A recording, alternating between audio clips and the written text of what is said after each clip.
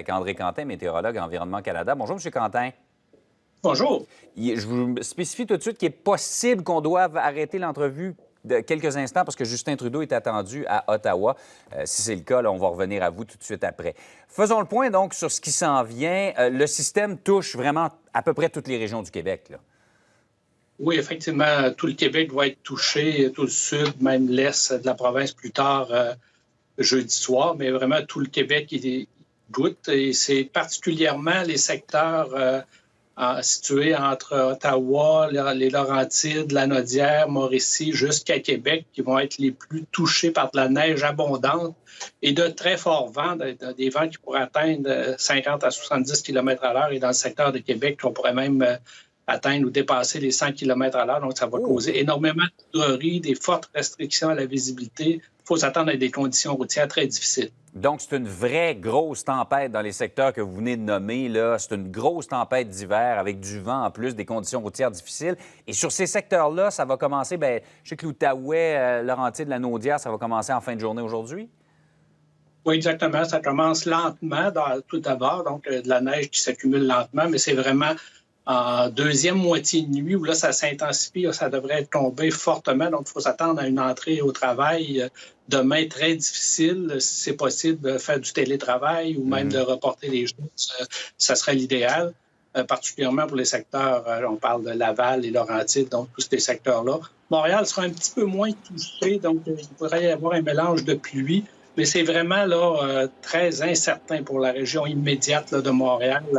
On parle pour le moment d'une 10 à 15 cm possible.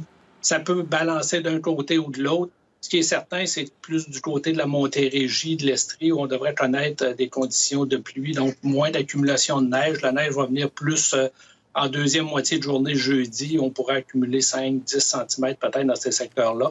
Mais ailleurs au Québec, c'est certain que c'est de la neige. Règle générale, côté sud, au sud du fleuve, on s'en sort avec moins de neige. C'est un peu ça? Oui, exactement. Donc, des vents, mais moins de neige, de la pluie. Les températures vont être au-dessus du point de congélation, donc il n'y a pas de risque de pluie verglaçante ou très, très faible possibilité. Une pluie, neige, et plus on va aller vers l'est, là, à partir de Drummondville vers l'est, là, c'est uniquement de la neige et on doit s'attendre à de fortes accumulations. La neige qui se propage vers le Bas-Saint-Laurent, la Gaspésie en fin de journée jeudi. Et ces secteurs-là vont recevoir, comme une bonne partie du reste du Québec, des quantités importantes, variant entre 20, 25 et jusqu'à 30 cm. Essayons de voir le positif. On semble échapper à la pluie verglaçante, mais dites-moi, à ces températures-là, 1 ou 2 degrés de différence, ça pourrait complètement changer.